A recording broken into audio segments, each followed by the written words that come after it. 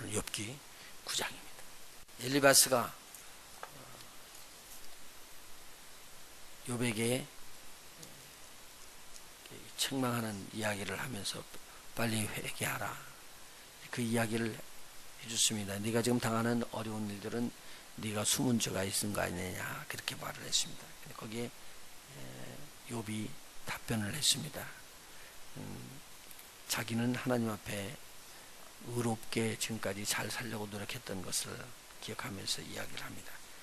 이 소리를 다 듣더니만 빌닷이 이야기를 합니다. 빌닷은 어제 제가 말씀드린 것처럼 이렇게 재판관과 같이 꼬치꼬치 따지고 이렇게 묻고 그런데 아주 능통한 자 같습니다. 이야기를 하는 것입니다. 빌닷이 욥이 잘못했기 때문에 그렇다라고 정확하게 이야기를 해주십니다. 네가 지금 그렇게 고통당하는 것은 네가 분명히 죄가 있는 것이니까 회개하라. 한번 옛사람들한테 물어봐라. 지금까지 지낸 사람들이 죄 없이 그렇게 어려운 일을 당했냐고 한번 물어봐라. 모든 사람들이 다 경험상으로 보면은 지금까지 죄 때문에 고통당하고 죄 때문에 환난을 당하는 것이 아니냐. 너에게 당한 환난은 너희 자녀가 죽은 것부터 너희 죄 때문에 그런 것이고 그들의 죄 때문에 그런 것이다 라고 욥이 지금 말하는 것을 아주 정확하게 반박합니다. 이 빌닷이 욥이 잘못했으므로 환난을 당한다고 확신에 차서 이야기를 하면서 빨리 회개하라. 욥은 그 이야기를 들으면서 하나님의 이야기를 빙자해서 이야기했던 모든 내용들은 인정하지가 않을 수가 없다고요.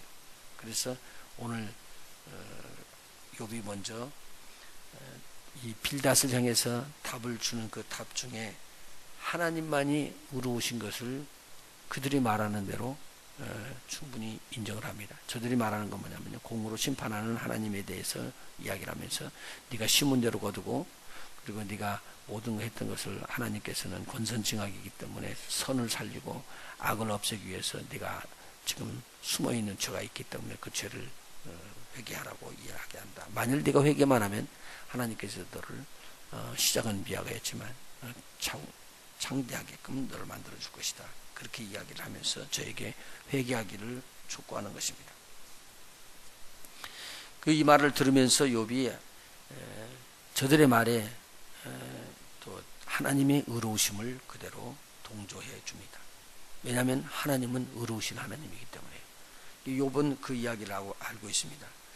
하나님 앞에서 하나님께서 공의롭게 심판하시고 하나님은 절대 잘못이 없다는 것을 인정합니다. 사람이 하나님 앞에서 무슨 말을 해도 하나님은 의로우시고 사람이 또 잘못됐다는 것을 틀림없이 안다는 내용이십니다. 이 말은 쉽게 얘기하면 인간은 전적으로 부패하고 하나님은 전적으로 철저하게 공의로우신 하나님이시다라는 것을 이야기를 말하는 겁니다.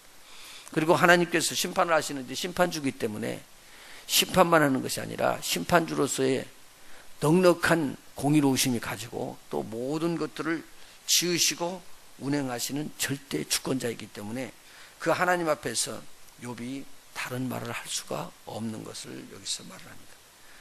하나님께서 살리시기도 하고 죽이시기도 하고 하나님께서 빼앗으시기도 하고 또 허물게도 하시는데 그때 왜 그렇게 하십니까? 라고 할 인생이 없다, 사람이 없다라고 이야기를 합니다. 이스라엘을 심판하시는 하나님을 이렇게 말을 하면서 인정을 하는 것을 보면 우리가 알 수 있습니다. 이스라엘이 하나님 앞에서 지적을 받으면서도 자기 죄를 회개하지 않기 때문에 그 죄가 열매가 계속 맺어오다가 나중에 하나님께서는 저희들을 책망하고 그렇게 낮추십니다. 그런데 책망하고 낮출 때 하나님께서 없애버리려고 그러는 게 아니라 저들이 돌아와서 회개하고 하나님 앞에 자기의 잘못을 고백하기를 원합니다. 그런데 우리 하나님께서는 이렇게 하지 않는 이스라엘 백성을 굉장히 징계를 하십니다. 그래서 그들을 돌이키려고요. 이 역시 마찬가지인데 신약에 와가지고는 바리새인들이 또 우리 주님 앞에 와가지고 자기의 의를 자꾸 내세웁니다.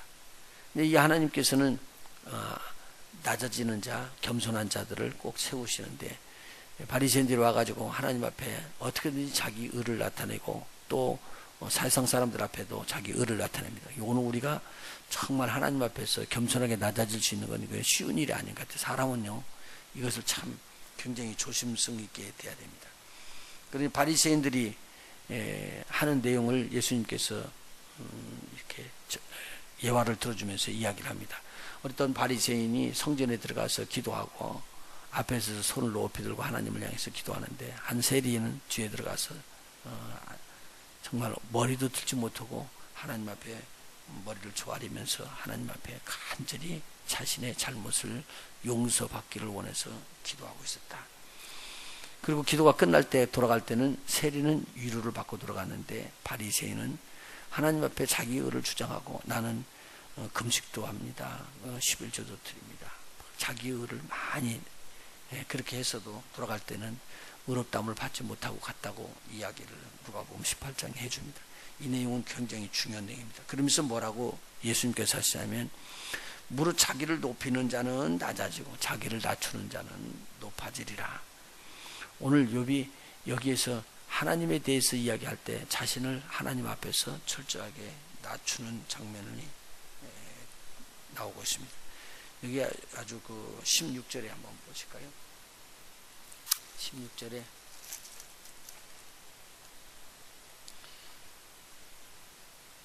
그러니까 하나님 앞에 기도를 했습니다.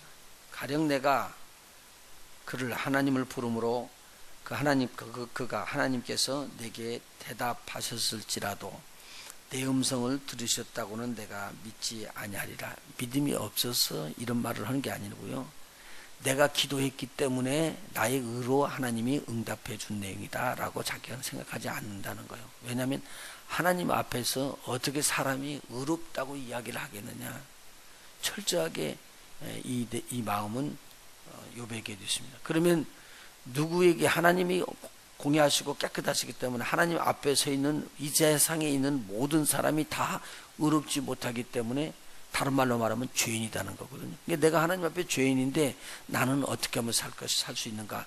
그래서 나중에 뒤에 보면은 중보자를 요청합니다. 중보자들을 여기서 뭐라고 하냐면 판결자라고 이야기하고요, 이분들은 중재자라고 이야기합니다. 그래서 중재자가 나에게 있기를 소망한다. 그러니까 자기가 기도할지라도 응답하지 않으실 하나님이시다. 왜냐하면 내가 하나님 앞에서는 의롭지 못하기 때문에. 그러나 하나님의 의로 하나님께서 나에게 응답해 주신다는 것을 지금 여기서 말씀해 주고 있습니다. 그 다음에요, 여기서 우리가 알 것은 욥이 그러면서도 엄청난 고통이 들어와 있습니다, 몸에요. 그래서 욥은 25절부터 9장 25절부터 보면은 나의 날이 체부보다 빠르다라고 이야기합니다. 지금 현재 우체부처럼 자동차 타고 다니는 게 아니었으니까요.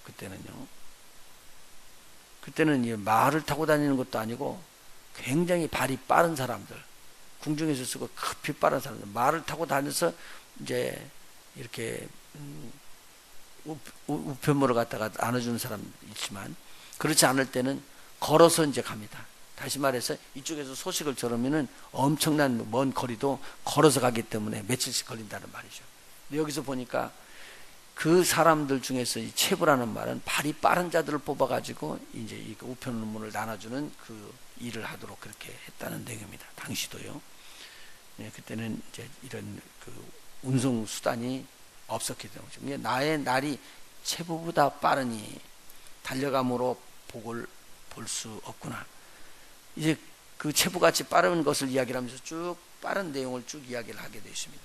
그러니까 이렇게 자기의 생명이 순식간에 지나가고 있는 것을 이야기하면서 자기가 하나님 중심으로 살면서 얼굴을 피고 정말 기쁜 마음, 즐거운 마음으로 살아보려고 그렇게 얼굴을 고쳐 피는데, 여기 27절에 나오죠. 그렇게 얼굴을 고쳐 피려고 노력하는데도 아픔과 고통과 두려움이 너무 강력하게 오기 때문에 얼굴을 필 시간이 없다는 정도예요. 그 정도로 고통이 강력하게 왔다는 내용을 이야기하고 있습니다. 그러니까 이 앞에 부분에서는 무슨 이야기를 하냐면 그 하나님이 전능하신 하나님이 모든 것을 다 다스리고 지키고 인도하시는 하나님이시다라고 그렇게 인정을 합니다. 여기서 보면 13절에는 라합이라는 단어가 나오는데 이 라합은 사람의 이름을 말하는 게 아니고 라합이라는 그 하나님을 대적하는 자들을 이야기를 하고 있기 때문에 이걸 사단으로 봐야지 됩니다. 모든 악한 자의 우두머리라. 그런 자부터 다스리는 모든 것들을 다 다스리고 천체를 다스리고 그렇게 했던 의로운 하나님인데 그럼 뒤에 가가지고는 나의 생명이 그 바람 부는 앞에 있는 촛불과 같은 시간이죠. 간단하게 자기의 생명이 끊어질 수밖에 없다는 그러한 막 이제 두려움이 들어오는 것이에요. 그래서 이 두려움 앞에서 하나님 앞에 하나님 나를 중개자가 있어서 하나님과 사이에서 나를 도와서 하나님 앞에 말씀해 주실 분이 좀 필요하다라는 내용의 말을 하고 있습니다. 자기의 죄를 아무리 깨끗게 해보려고 노력을 해도 주께서 나를 의롭다고 인정을 하지 않으면 아니 되는 것을 이야기를 하는데 여기 좀 해석이 조금 이상하게 좀 돼 있죠. 자, 30절에 보니까요. 내가 눈 녹은 물로 몸을 씻고 잿물로 손을 깨끗이 할지라도 주께서 나를 개천에 빠지게 하시리니 내 옷이라도 나를 싫어하리이다. 개천이라는 것은 깨끗한 물이 아니고 그냥 더러운 물입니다. 좀 흐르는 그런 물인데 그런 물에 내가 다 씻고 나왔는데도 하나님께서 거기 빠치면은 내가 날아나올 거 없지 않냐. 그냥 내가 의롭다고 아무리 이야기를 해도 하나님이 보시기에 네가 의롭지 않다라고 말하면은 나는 의롭지 못한 하나님 앞에서 죄를 범하는 악인이 된다라는 말을 지금 여기서 해주고 있습니다. 그러면서 이야기하기를 내가 그럼 하나님 앞에서 서서 심판을 받는다 그러면 내 죄는 이제 자명하게 드러나고 나는 의인이 아니니까 나는 악한 자가 돼서 깨끗하지 못한 자가 될 텐데 그러면서 33절에 양척 사이에 손을 얹을 판결자가 없구나 라고 말하고 있습니다. 사실은 여기에 양척이라는 것은 두 사이에 하나님과 욥 사이에를 말해주고 있습니다. 두 사이에 손을 얹을 판결자가 없대요. 그러면 판결자라는 말은 재판관이라는 뜻으로 해석하면 해석이 좀 어려워집니다. 하나님과 욥 사이에 이미 하나님은 의롭고 욥은 의롭지 못하거든요. 그러니까 의롭지 못하다는 말은 죄가 있다는 말입니다. 하나님 앞에서는 허물이 있고 죄가 있는 그 앞에서 중간에서 이렇게 잘 화목하게 하고 좀 따뜻거려주고 있으면 중개할 수 있는 중개자, 그 말을 판결자로 쓰고 있는 것입니다. 그래서 주께서 막대기를 내게서 떠나게 하시고 그 위험이 나를 두렵게 하지 아니하시기를 원한다. 누가 있어서요? 중개자가 있어서. 그래서 이때 지금 누구를 이야기하냐면 우리가 하나님과 우리 사이에서 죄악을 깨끗하게 할 수 있는 중개자는 하나님밖에 없잖아요. 예수님밖에 없다는 말입니다. 그래서 예수 그리스도에 대해서 간접적인 이야기를 여기서 해주고 있는 것을 봅니다. 그렇게 하시면 그래서 나를 갖다 중개를 해서 하나님께서 의롭고 나는 죄인이라는 그것을 중개해 줄 수 있는 사람이 있어서 내가 두려움을 사라지고 하나님의 그 재앙이 나에게 임하지 않도록 그렇게 해줬으면 좋겠다라고 소망을 가지고 오늘 욥의 첫 번째 변론이 끝납니다.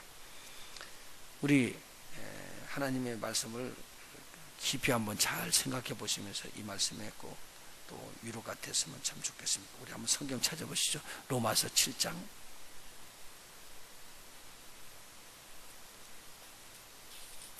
로마서 7장입니다.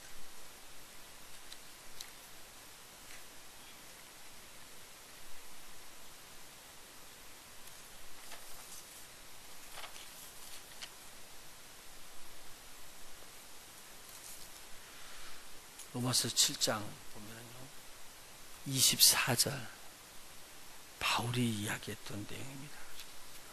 오라 나는 공고한 사람이로다. 이 사망의 몸에서 누가 나를 건져내랴. 지금 사도 바울이 이야기합니다. 자기가 이 몸이 있는데 이 몸이 있는 동안에 이 사망의 몸에서 누가 나를 건져내랴 라고 이야기합니다. 누구밖에 없다고 이야기하냐면요 8장 1절 그러므로 이제 그리스도 예수 안에 있는 자에게는 결코 정죄함이 없나니 죄가 있어서 정죄가 됩니다. 그런데 누구 안에 있으면 정죄가 안 되냐면 그리스도 예수 안에 있으면 안 된대요. 그래서 2절에 이렇게 이야기합니다. 이는 그리스도 예수 안에 있는 생명의 성령의 법이 죄와 사망의 법에서 너를 해방하였느니라. 예수 그리스도로 말미암아 우리 죄가 없어져서 그러지 하나님 앞에 죄 없이 의롭다고 그래서 나설 사람이 하나도 없다라는 말 오늘 이걸 마음속에다 새기고요. 전혀 죄가 없으신 예수님 그분이 아니면은 우리가 구원함을 받을 수가 없었다는 얘기입니다. 하나님의 진노를 감당해 줄 중간에 있는 중개자가 꼭 필요하다라는 말이죠. 예수님밖에 없습니다. 그런데 그분이 제사장으로서 제물이 되셔가지고 제사장이 되시고 제물이 되시는 분은 이 땅에 딱 한 분밖에 없습니다. 이 내용이 히브리서에 기록이 되어 있거든요. 그래서 우리에게 우리의 모든 죄를 다 사해 주실 텐데 자기 몸을 가지고 사해 주신 분 이분이 예수님밖에 없는 것을 이야기합니다. 그리고 이분은 참 사람이고 참 하나님이신 분이시다. 그래서 빌립보서 2장에 나오는 대로 이분은 하나님의 본체시고 하나님께서 정말 그분을 나중에 하나님과 동일한 분인데도 불구하고 이 땅에 육신을 입고 사람으로 나왔다. 종이 돼서 나왔다. 그러고 확실히 하나님이시며 그리고 사람의 몸을 입으신 것을 확실하게 이야기를 해주고 계십니다. 이런 사람은 예수님 위에 한 분도 안 계십니다. 그래서 중보자라고 이야기했던 그 부분이 지금 욥이 간청함이 요구하는 나의 이 어려움과 고난을 극복하고 넘기고 나에게 쉼을 주고 평안을 줄 수 있는 분은 바로 중재자 한 분밖에 없구나. 그런 소망을 지금 가지고 말하고 있는 장면이 나오고 있습니다. 또 히브리서 7장 한번 보실까요? 히브리서 7장 하나.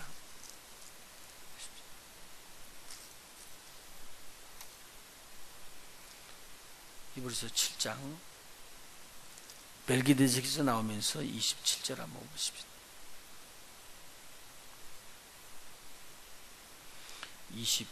25절, 26절. 그러므로 자기를 힘입어 하나님께 나아가는 자들을 온전히 구원하실 수 있으니 이는 그가 항상 살아서 저희를 위하여 간구하심이니라. 예수님에 대해서 지금 말씀해 줍니다. 이러한 대제사장은 설명해 줍니다. 우리에게 합당하니 거룩하고 악이 없고 더러움이 없고 죄인에게서 떠나 계시고 하늘보다 높이 되신 자라. 이런 사람이 없습니다. 요 동방에서 가장 의인이라고 했던 욥이 하나님 앞에서 의롭지 않은데 의롭다고 하는 자가 중개자가 서야 되기 때문에 여기에서 보면은 하나님 앞에서 중개자는 예수 그리스도밖에 없다는 것을 말해주고 있습니다. 27절이요.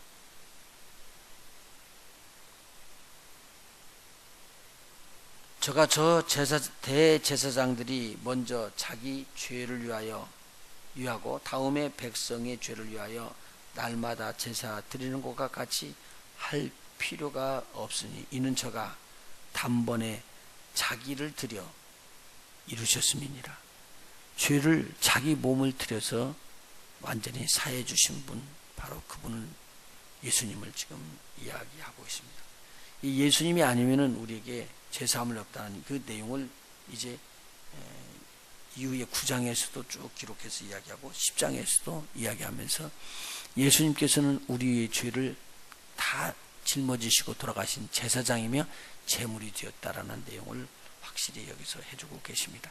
오늘도 우리 주님이 우리의 죄를 사해 주셨기 때문에 그 위에 다른 길은 없다 마음속에 새기고 우리에게 우리의 의를 주장하는 것보다 하나님 앞에서 죄인으로 낮아질 수 있는 복 있는 우리의 마음이 됐으면 좋겠습니다. 바리새인들은 자기의 조그마한 일 가지고 막 자기의 의를 자랑하다가 우리 하나님 앞에서 진노를 당하는데 우리 주님의 책망을 또 듣고 그랬는데 우리가 아무리 의로워도 하나님 앞에서는 의롭지 않다라는 걸 가지고 겸손히 낮아지고 복 있는 오늘 하루가 또 되시기를 예수 이름으로 부탁을 드립니다. 기도하십니다.